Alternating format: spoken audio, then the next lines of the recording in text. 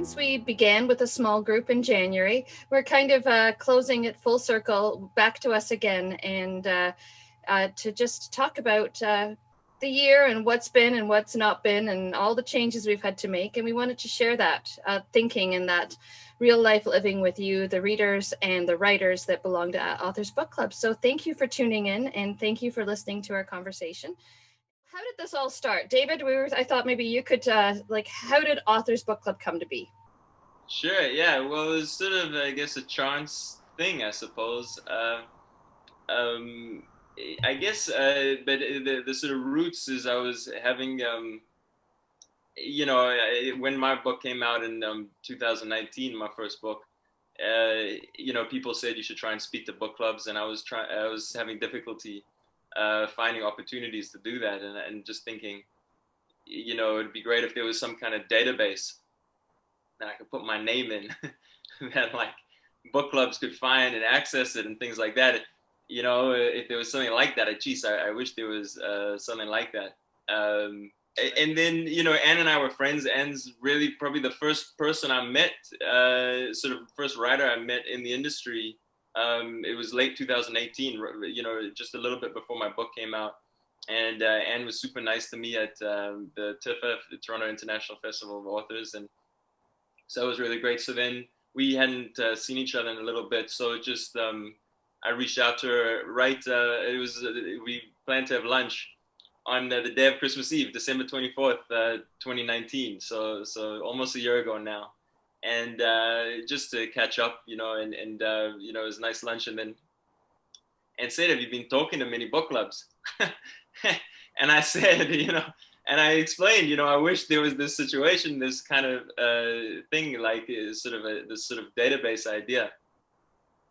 And Anne immediately said, "Why don't we do that?" Which is, indicative of Anne. As anyone who knows her, she's an extremely dynamic character. It's very impressive. And so I said, "Yeah, sure, I guess so." And then, I didn't know what would come of it. And then we were talking, and we came up with the name there at lunch, the Authors Book Club. We thought it would be a great name. And then, from there, it just kind of, it took off, and sort of took the lead, and just kind of, it's been a really exciting time ever since then. So, Anne, how did that Fiona character get to be involved?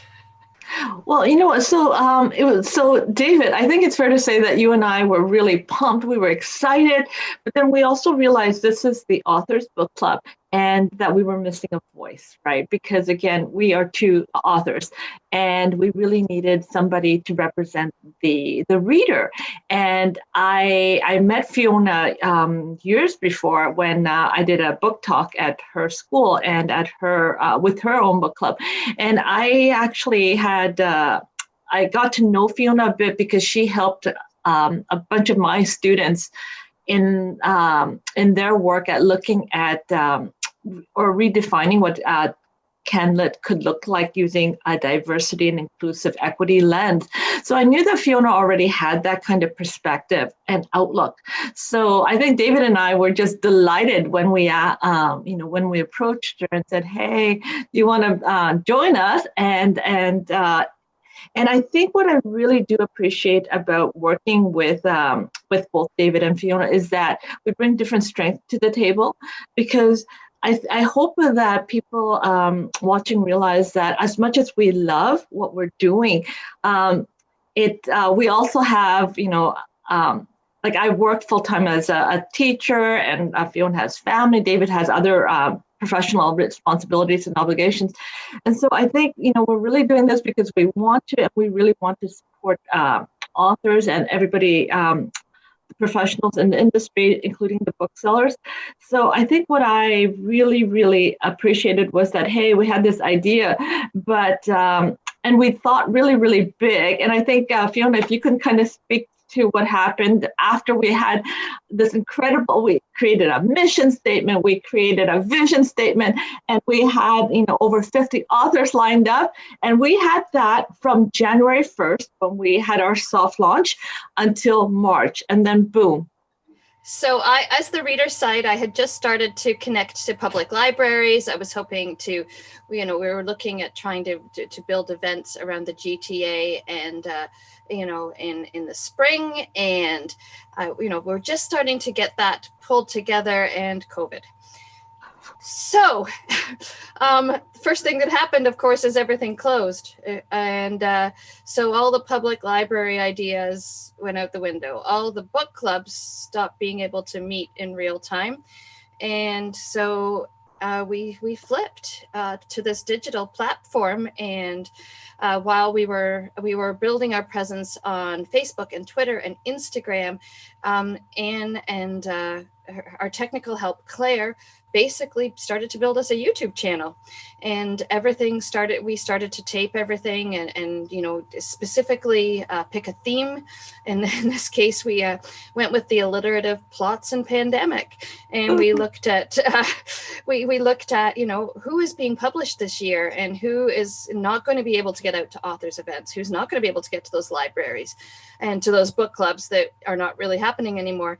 And how do we work around that in this digital world? And so we got a Zoom license, and we opened a YouTube channel, and we kind of became a digital book club, which has actually been really fun because I've got to be this like moderator, and I'm really enjoying it. But I really miss meeting people, and I really miss meeting authors. If I may just add, I think, and if I could even take a moment to publicly thank you, Fiona and David, I am, in spite of everything, I'm really proud and happy that we as a team were able to embrace what was, and we actually, the fact that we were able to see opportunity in all the chaos around us, and the fact that, as a team, we decided that, okay, how do we forge and move forward? So rather than saying, let's shut down for a year and regroup or read whatever, we decided, okay, how do we reimagine ourselves? How do we keep ourselves relevant? And ultimately, how do we continue to serve the core groups that we identified, which were the writers, the readers, the publishers, especially the smaller independent Canadian publishers, and the booksellers. So I don't know if we want to reflect further on our first year at all. Does anyone else want to look at a highlight, or Anne just kind of did that for us. Is there a particular memory or reflection you would like to share for the year? Well, one thing I'll say, one is just, it's been so exciting, the whole thing, from start to finish. And it was just, especially when it initially began, and the sort of wave of excitement, that we felt in the sort of Canadian literary community was really thrilling. But I'll say one thing that I really liked about being involved is just how much it exposed me and us, but to so many writers, and like you said, publishers and others, but just so many Canadian writers. You can only read so much, but thanks to this, you're reading bits of different authors. You're listening to so many authors speak. You're getting to meet so many authors. So especially for someone like me, new to the industry, it was just a real blessing getting to meet and just see how thoughtful. Just how thoughtful and in-depth are so many Canadian writers, and how seriously they take their work, and how interesting is the work being produced. I think that was a great thing for me. Yeah. And Fiona, if I can just add to that, I think if we could take this opportunity to thank all the authors who joined us on our journey. If you think about it, in January last year, David and I, we reached out to authors, and the fact that, without knowing anything at that point, because we were in the process of putting together our vision and our mission, the fact that authors said sure, and they joined and supported the initiative when we were at that point still reimagining it. Because at this point we have over 60 authors of Indigenous and Canadian backgrounds with us, and I don't think we could have done that if it weren't for the first few authors who really took a chance on us as a group. Yeah, that's, I think, great point. One of the things that I like to reflect on, because I've been lucky enough to do a lot of the author interviews, is just the incredible generosity and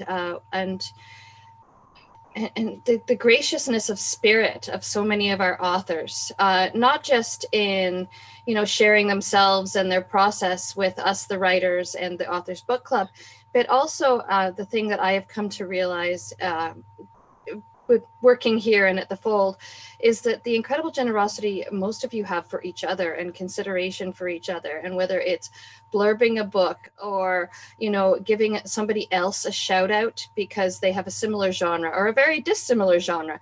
I just find that for the most part, Canadian authors they're a generous group of people. And I just think I feel so grateful and so blessed that we have this community who are willing to share and willing to support, and it's really lovely to be a part of it.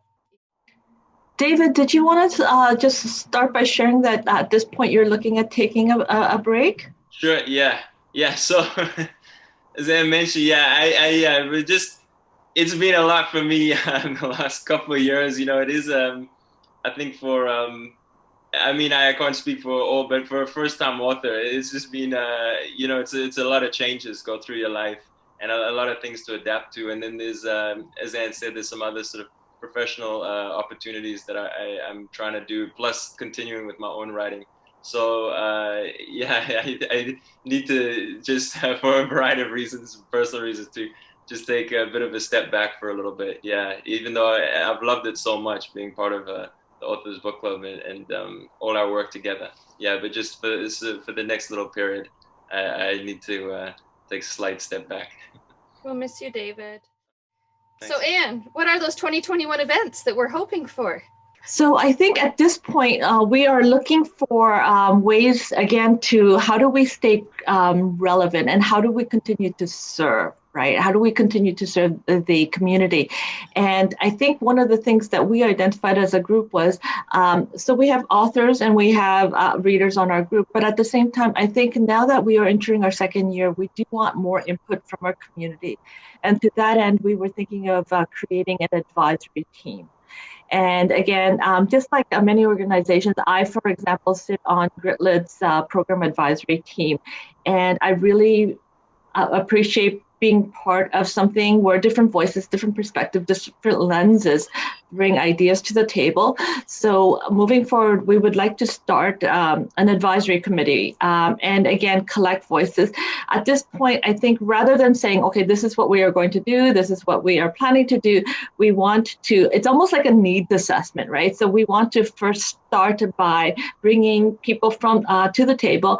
We want to ensure that we have diverse voices at the table and figure out, okay, what are some of the gaps that are not being met? At this point, the other thing we have to really address, I think, is virtual fatigue, right? I think so many of us are working and studying and doing everything online. So how do we create opportunities that are more interactive, more engaging, and how do we continue to support? Because again, the publishing industry hasn't stopped, right, during the pandemic. We are still releasing books. I released a book in the fall of 2020, and so I am going through that whole journey of the challenges of trying to release something in this year. So again, how do we move forward so that all the moving parts in the industry, in the community are met?